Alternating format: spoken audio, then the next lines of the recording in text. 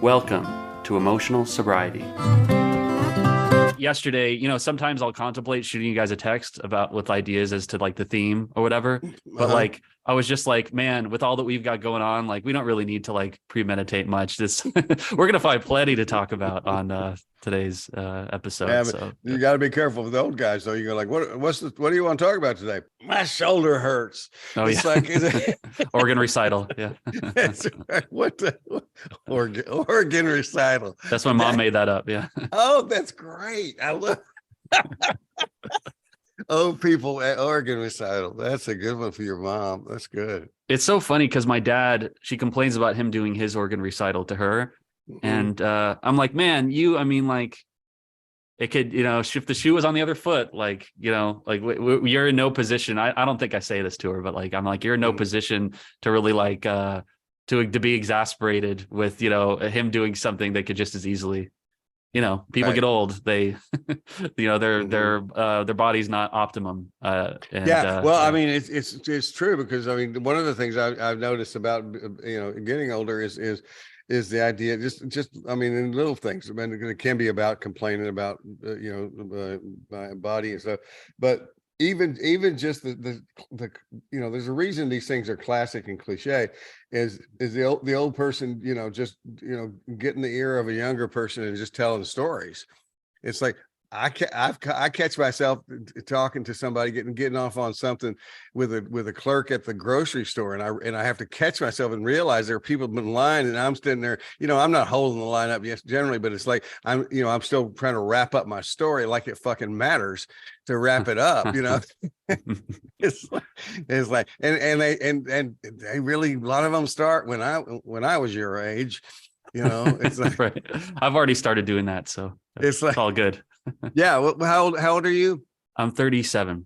Yeah. You'll start. I mean, you're heading into the, I mean, the midlife stuff is just fucking cliche. I was just offended at how cliche it was, but it's your whole concept of your relationship with time changes, I think, when you're around 40. And one of the things that Marcus Aurelius, one of my heroes from my Stoicism, says is and it's very, it kind of validates my little Tumblr philosophy that we're just here to polish our own stones and no, we're not really going to change the world and fix everything. But one of the things that he says in his meditations is, if you live 40 years, you're going to just start seeing everything happen again. And he talks about just that's gonna the patterns that repeat, and it's like, and I can think about that from everything from fashion, that I've lived long enough to see things come back, but other things you see, just the crap that goes on. It's like it is kind of like an endless loop. It's like, to me, it's about keeping ourselves moving. Whenever we fuck something up, you just stay there and stare at the crash way too long. That's also my little one about learn from the past and get the hell out of there. I mean, gather your shit up, man, and let's get moving.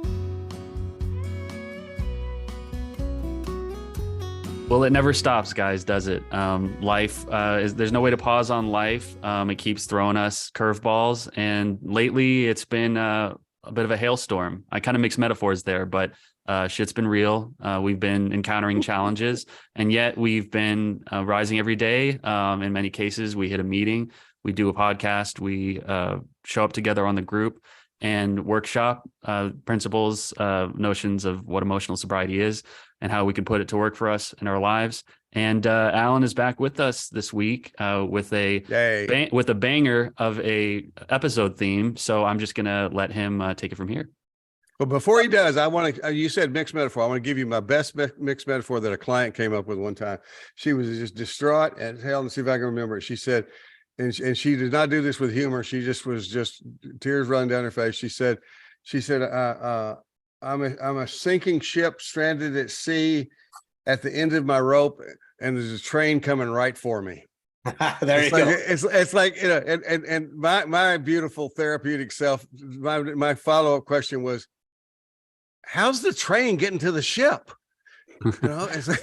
It's like one of those vehicles that Roger Moore would be piloting in it's like Bond movies. But no, we will remember that one forever, and she certainly felt it. So anyway, No, Jules Verne, Under the Sea, Captain Nemo. That's All it. right. Nautilus. So here's the theme for today. You guys, I've been talking quite openly about, my challenges and the struggles that have been going on, my personal crisis here of late. Mm-hmm. Good news is I'm starting to get on the other side of it. I'm almost to that turn in that hallway, Tom, You where I see can the light. You can see the light. It's over there. I see it, almost man. like I'm hearing your voice and it's getting closer. Yeah. So Good. Good. That's the good news. I'm starting to feel that I'm taking some action, and that the grief and the anxiety is more than the grief right now. But there's a lot coming up. I mean, there's a lot of changes taking place, and so I'm just trying to flow with that at this point in time. But what I was thinking about is I read a book a number of years ago that really moved me. He's by one of my all-time favorite therapists, and that's Dr. Erving Polster, the director, co-director of the Gestalt Institute in San Diego when it was still operating. He and his wife, Miriam, and brilliant. They're both brilliant therapists, and I had the good fortune of seeing them and training with them for a number of years. So he wrote a book. I forgot what order, but it was probably his fifth or sixth book, and it was called "Every Person's Life is Worth a Novel." Every person's life is worth a novel. And what he was saying is that if you really sit down and you sit with someone and they tell you their life story, it's fascinating. If you bring that kind of awe and curiosity that, Tom, I think that we've kind of honed as therapists together to really listen to not just what the words are that somebody's are saying, their language, Right, how they're communicating their story, but to experience them communicating their story and what it means to them and what they accentuate, what they ignore, what seems to move them, what doesn't move them. And, it's so true. I mean, I've never sat, and I just checked myself to make sure this is true. And it's true, except for maybe one client, but I've never sat with anybody that I wasn't sitting there and kind of spellbound about the journey they've been in. And what it's meant to them. And then I recently, the book that's really been resonating with me a lot is Ernie Larson's book called Destination Joy, which is, I think, outstanding. And what he talks about it is he says, one of the things that people don't do in recovery is they don't pay attention to their own story, that they live their life not bringing an awareness to what their story is telling them. And he said it very clearly. He says, if you're in trouble, whether you're having a personal crisis, whether some past trauma is coming up or whatever it is, he says, if you pay attention to your story, you will find in that story everything you need to know about how to deal with what's going on in your life and what's missing and what you need to start paying attention to. And so he was really emphasizing is listening to our stories and seeing what we can do to learn from them. And then when I was connecting this to emotional sobriety the other day, is, oh my God, how relevant is that to our journey in terms of if we're going to have emotional sobriety, is that we have to identify these patterns, these habits that we have in our life that are shaped by our whole story. It's the listening to people with respect and being interested in their story that actually does help them to regain, or maybe gain for the first time, the sense of importance of the story. Yeah. It's like, I mean, I thought of it. I'm sitting in my office at home right now where I have just lifetime full of stuff all around me. If I could sit here for the next 2 hours and go through this stuff and look at this stuff and think about these things. But if one of you were here, or both of you were here, and I said, let me show you some stuff. And I was showing you, and I was pulling this out and I was pulling that out. And it's like, here's that. Let me tell you about this hat. It's like I'm going to access so much more information just because you're tuning in and you're interested in it. And that's part of what we do as therapists. We show that interest, and it sparks theirs. My relationship with my story is complicated because when I was in my addiction, I was always in my cups looking back and just obsessed with all the roads that led me to this sorry state, that I kind of hung out in, late alcoholism. And so I feel like now that I'm in early recovery, I've got a few years and I'm working a program.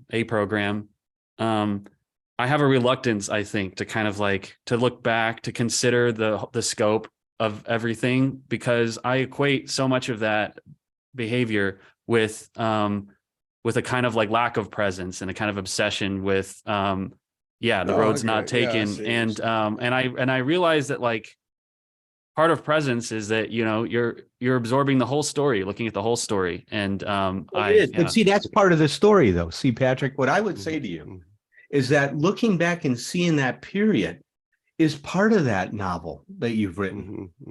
You see, in that happened for a lot of different reasons, right? Because you do have alcoholism and drug addiction. I mean, that's clear. But there's also things that led you down that path. And see, that's I think the importance of being able to look at our whole story this way is to see how it's stitched together. It's not random. See, that's one of the things that I differ with a lot of the new age stuff that goes on. Your thoughts are random. They just pop into your head. I don't think so. I think our thoughts are a part of a kind of a quilt that we're patching together, and that we're always giving meaning to our experience and trying to put it in some kind of a form that makes sense to us. See, that's what the Gestalt psychologist before the Gestalt therapist said, is you don't just perceive things as they are. You organize the perception and you give meaning to the perception that you're having. And see, that's a very powerful thing. So when I'm interacting with my life and the meaning I'm giving into it is reflecting so much of what's going on with me.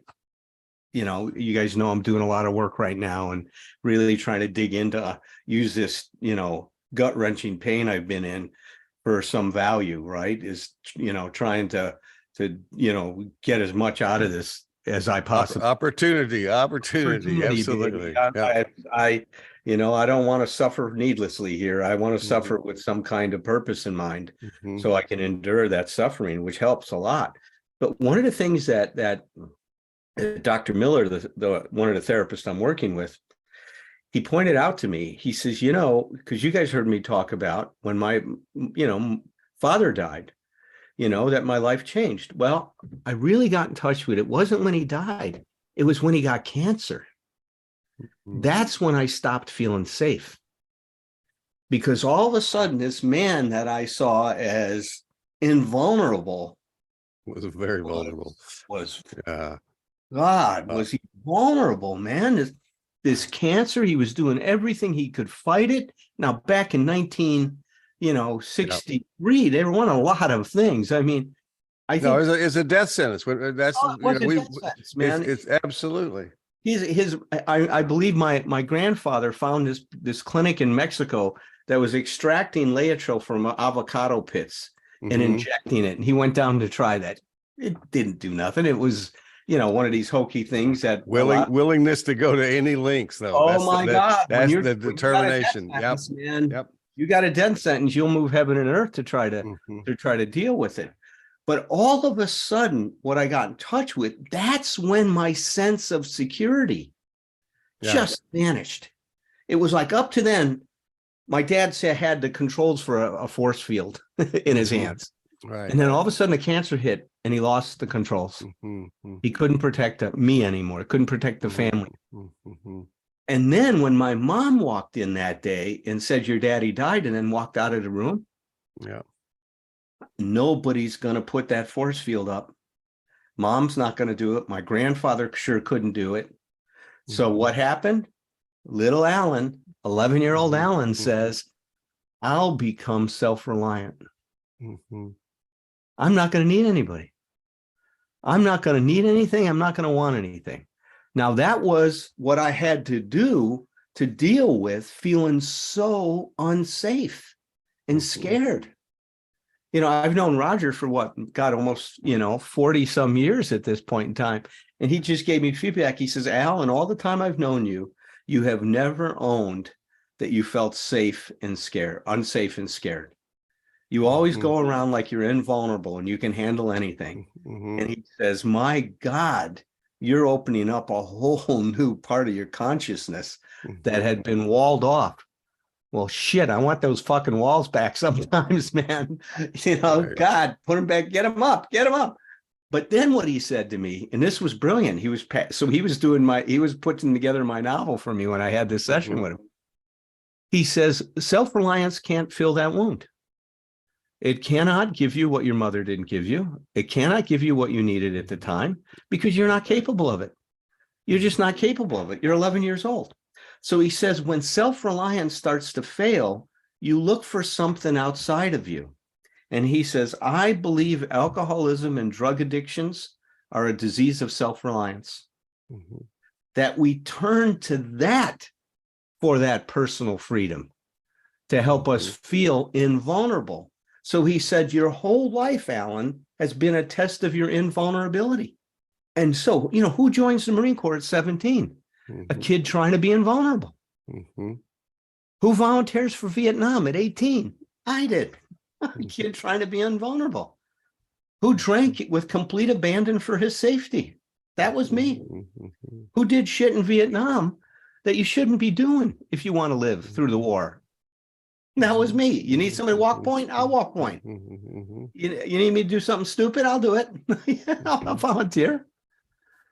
Total lack of protection for myself.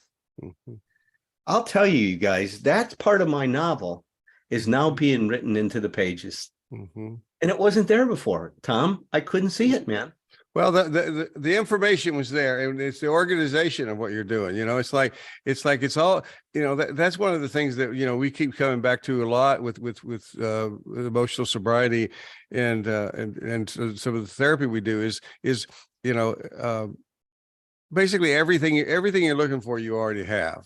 Yeah, that's what Larson said. Everything, yeah, but you got to put it together, just like you're saying. Right. I was rereading some of Awareness of Anthony DeMello, and one of the things he was saying is that peacefulness or what DeMello calls it happiness is that he says that's our nature. Children are naturally happy. It's like, right down the center of us is that calm, is that peace, is that comfort, is that safety, without all the other stuff that we think we have to have for it. And it's like what we're working on is trying, and what he was saying is you don't get something, you have to drop things. And that's what you're doing. And, when people confront you with this stuff, you go like, okay, I got to drop this illusion. I got to drop this illusion. It's like, and so when your therapist says, nothing, it makes perfect sense that you're wanting this, but it's impossible for you to have it. An 11-year-old can't do that. My dad took care of his mom for maybe four years before she died of tuberculosis, and one of the many things that my dad said that gave me great compassion for him is he said, on the day my mother died, I don't remember anybody speaking to me. Wow, I can relate. Yeah, to and I thought that when you said that, I thought just that connection. I went, that's it, because I can feel that in my chest. It's like not just my heart. It's just like there's this like. Fuck. Yeah. Well, just a couple of the lessons that I've been taking from our ongoing conversations, and particularly Allen's, the way that he talks about his experience with the VA and kind of like figuring out how to put his experiences in the war in its proper place, and as well as like the trauma suffered afterwards, as well as, lessons of relationship and marriage. Is that a common thread with all that is that, and with your father as well, that you, in a certain sense, you were closing the door, or you thought that you could close the door on certain experiences that you had, when in fact those experiences were absolutely kind of puppeteering, your present circumstance. Right. And I have no doubt that there is absolutely those strings between me and the events of my past, and that I would do well to not shut the door on them, or to believe that the door is shut at all. And then as an addendum, I would say it's a process, and there's just no way around it. I am going to, there's going to be some strings pulling on me for a while, and it's going to take some time to disentangle from those and to, It will, Patrick. And listen, and I hope if the one thing that you learn from Tom and I is you see that our journey continues. You know, we're still unraveling these things, man, as we go. And you know, we can live and stay clean and sober with these unresolved issues as long as we stay pressed up against them when they surface and start to work with. That's right. You can, but with having Allen and I in your life, you can be assured that you can live to be 70 years old and still be nuts. It's like I don't know how hopeful that is, and sober, but we're going to put the effort right. Nuts, but you still can be clean and sober, and that helps, man. Because you're right. Without clean and sober creates a whole nother shitstorm. Your life story is worth something, and that's the beginning part. I mean, because so many of us have this in common.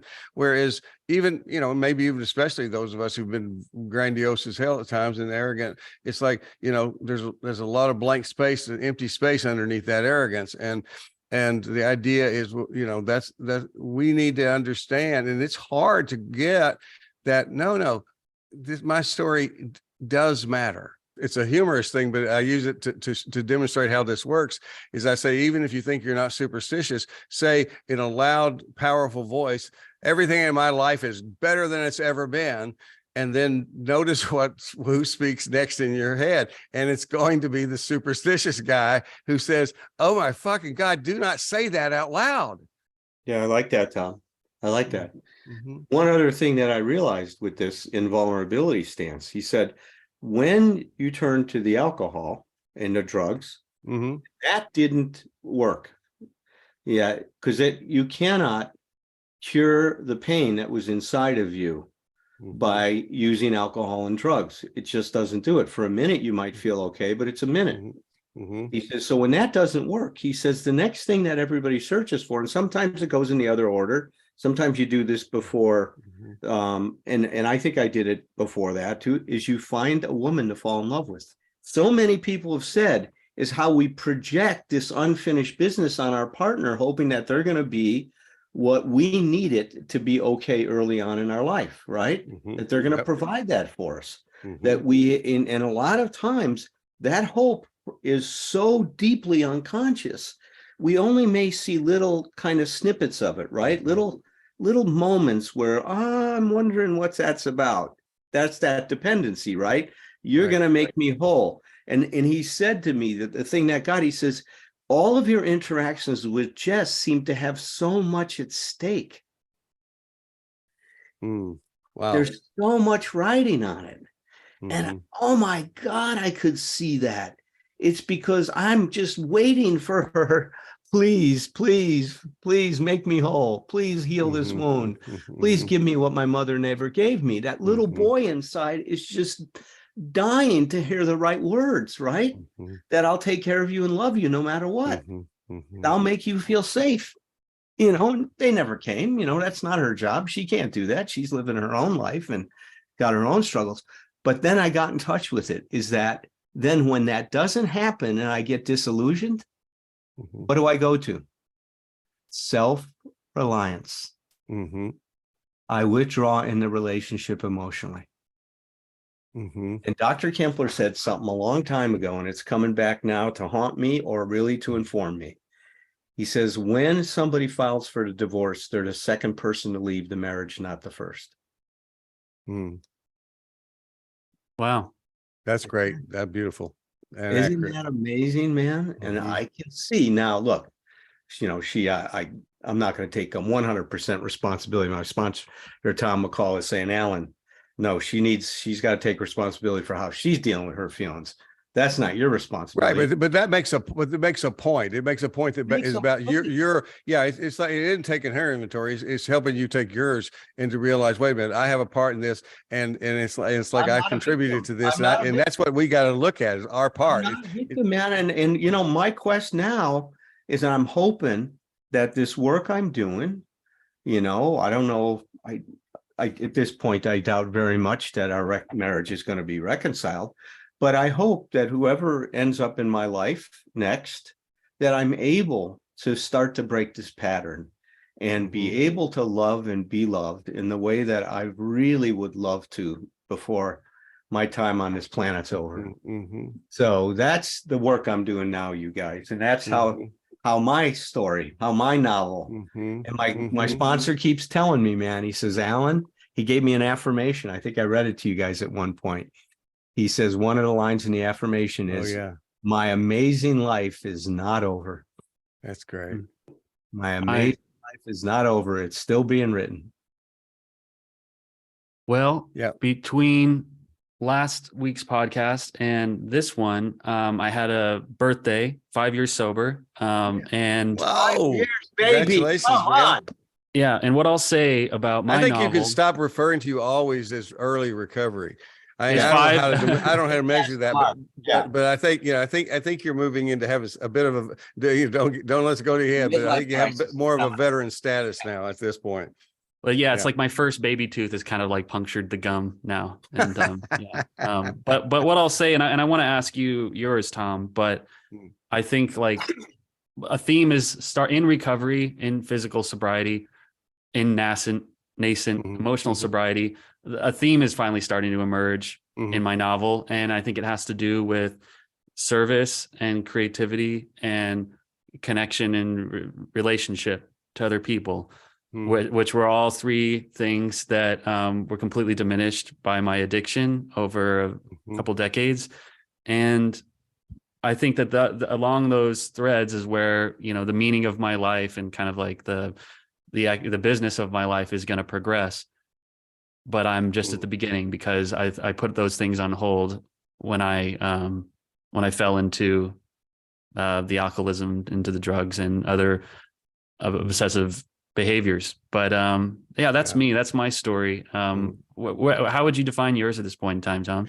What you reminded me of is one of the things I say sometimes in my trainings is that I talk about how I became. It's a complete accident that I'm a therapist. I didn't mean to do this. I just woke up in my life and was a therapist. Accidental therapist. Yeah, I am, and it's like because I was going to write the great American novel, and I was going to be which I don't know if it really exists as the rich and famous poet, but all of those things. But it's one of the things I tell a story about I was into alcoholism. I was the director of an alcohol and drug treatment center when my wife confronted me and said, you're going to have to either get sober now or move out. It's like, so, so I was treating by day, drinking by night. And what I tell people is I think if there's such a thing as reincarnation, I must have been so fucked up for so many lifetimes that the committee up there just said, okay, look, why don't we make him a therapist and just leave him, just let him sit in therapy all the time. It's like, just let him, and maybe something will catch on. And so and I think I can tell the story in that way. And I wrote down when you start saying theme, I thought, okay, I'm going to write the first thing that comes to my mind. And I wrote a theme for my life, as I understand it, at 69 years of age, is be a better person and have some fun along the way. Nice. It's that simple. It's like because my place, the thing I have, and emotional sobriety has been doing that, and I almost think emotional sobriety, in my experience, with as far as I've studied this, is synonymous with the philosophy of Stoicism. It's like, and what Stoicism has taught me is that my job is, as Marcus Aurelius repeats again and again, my job is to get up every day and be the best version of myself I can possibly be, to myself and to the world around me. And that's it. That's my fucking job. And it's like, if I'm doing that every single day, and I'm not doing it perfectly, but if I'm improving, working on that, then that's a beautiful thing. And I do not. This is one of the themes that I think I do a good job of sharing it with other people through my life, is that having fun is not just a recreational thing to do after you've done all your homework. Alan, you and I, part of our early relationship was just before COVID shut us all down. We were talking about getting on the road together and doing workshops, because we both traveled and did workshops, and we liked doing the workshops, but we didn't like doing it by ourselves. And what we both came to in one conversation was okay, well, it's clear that if we do these things together, we're each going to make a little bit less money. And we were both saying, fuck it, this is going to be so much more fun. And the journey will continue here on the Emotional Sobriety Podcast. And we look forward to getting back in a rhythm here now that I'm getting my feet back under me and can show up and have something to offer you guys. It was, I was on life support here for a while. So I'm coming off. All right, let me just say, I have no rhythm. Yeah, you got the most rhythm for a white guy I have ever seen. I have the rhythm of Steve Martin in The Jerk. What I want to right. Well, Alan, I and Tom as well, like, you're fortunate, and I'm fortunate too, to have you in this position where even as you go through crises, you have a lot to teach us and a lot to share. And through the kind of like vulnerability with about the pain that you're feeling, I feel like it really invites the rest of us in to kind of like explore our own stuff and to expand our, consciousness of what it all is. And and let me say one more thing about that before we go. Roger was sharing with me that when he was seeing Nathaniel Brandon, that he lost his wife in a very traumatic way.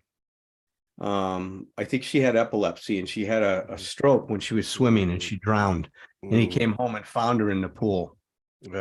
And she was dead, and he love of his life. I mean, he was crazy about this woman.